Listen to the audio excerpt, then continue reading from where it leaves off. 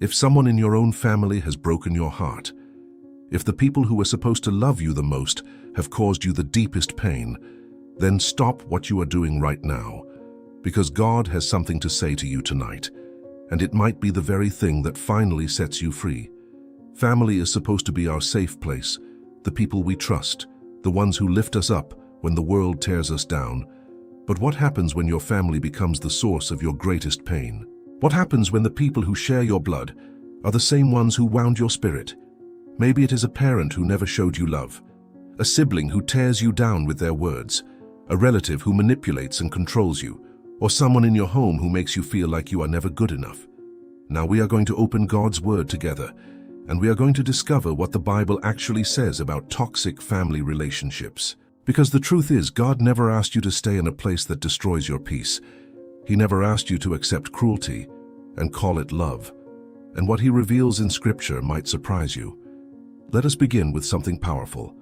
In Psalm 55, verses 12 through 14, David writes these words, "For it is not an enemy who reproaches me, then I could bear it. Neither is it he that hateth me that did magnify himself against me. Then I would have hid myself from him. But it was thou, a man mine equal, my guide and mine acquaintance." Do you hear what David is saying? He is saying the deepest pain does not come from strangers. It comes from the people closest to us, the ones we trusted, the ones we let into our hearts. And if you have ever felt that kind of betrayal from your own family, God wants you to know something right now. He sees it. He sees every tear you have cried alone in your room. He sees the hurtful words that echo in your mind at night. He sees the way you smile in public, but carry deep wounds in private. Psalm 34 verse 18 says, "The Lord is nigh unto them that are of a broken heart, and saveth such as be of a contrite spirit." God does not just observe your pain from a distance. He draws near to you in it. Right now, in this very moment, He is closer to you than you realize. Here is something many people forget. Jesus Himself experienced rejection from His own family. In Mark chapter 3 verse 21, the Bible tells us that when His own family heard what He was doing, they went out to lay hold on Him, for they said He is beside Himself. His own relatives thought He had lost His mind. They did not understand Him. They did not support His calling. They tried to pull Him away from His purpose. And in John chapter 7 verse 5, the Scripture tells us plainly, "For neither did His brethren believe in Him." Even Jesus was doubted by His own brothers. So if your family does not understand you, if they mock your faith, if they dismiss your dreams or belittle your calling, you are walking the same road that Jesus walked, and He knows exactly how that feels. You are not alone in this. The Son of God Himself sat where you are sitting right now. Now here is where many believers get confused. They think being a good Christian means accepting every form of mistreatment. They think forgiveness means letting toxic people continue to destroy your peace. But that is not what the Bible teaches. Proverbs 4 verse 23 says, "Keep thy heart with all diligence, for out of it are the issues of life." God is telling you to guard your heart, not just from strangers, but from anyone who threatens the peace He has placed inside you, even family. In Matthew chapter 10 verses 35 through 36, Jesus Himself said, "For I am come to set a man at variance against his father, and the daughter against her mother, and a man's foes shall be they of his own household." Jesus was not encouraging division. He was acknowledging a reality that many of us live with every single day. Sometimes, following God means creating distance from people who pull you away from His plan for your life. Setting boundaries is not a sin. It is wisdom. It is not unloving. It is self-preservation. God never called you to be anyone's emotional punching bag, not even if that person is family. But what about forgiveness? This is the question that haunts so many believers. Yes, the Bible calls us to forgive. Colossians chapter 3 verse 13 says, "Forbearing one another and forgiving one another, if any man have a quarrel against any, even as Christ forgave you, so also do ye." Forgiveness is not optional. It is essential for your own freedom. But here is what so many people misunderstand. Forgiveness does not mean you have to keep putting yourself in harm's way. Forgiveness is about releasing the bitterness from your heart so it does not poison your spirit.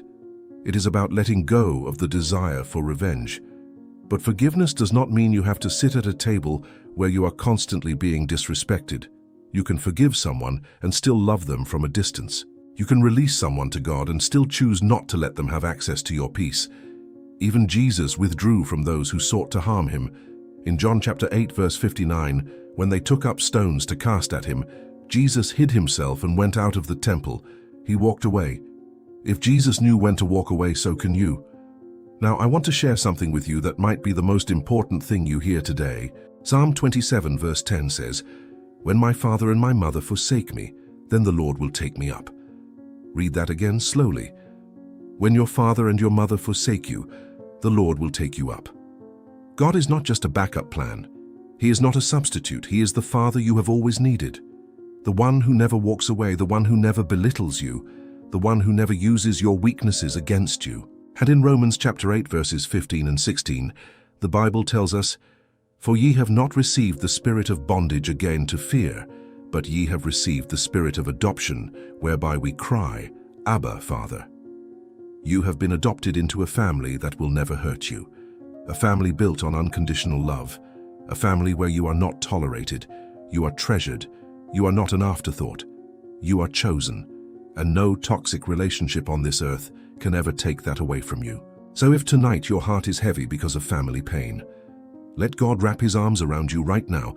He is your Father, he is your protector, he is your healer, and he says, "You are mine. No one can snatch you from my hand." Before you go tonight, let us pray together. Heavenly Father, I come to you right now on behalf of everyone watching this video. Lord, you know the pain they carry. You see the wounds that family has left on their hearts. I ask you to pour out your healing right now. Give them the courage to set boundaries that protect their peace.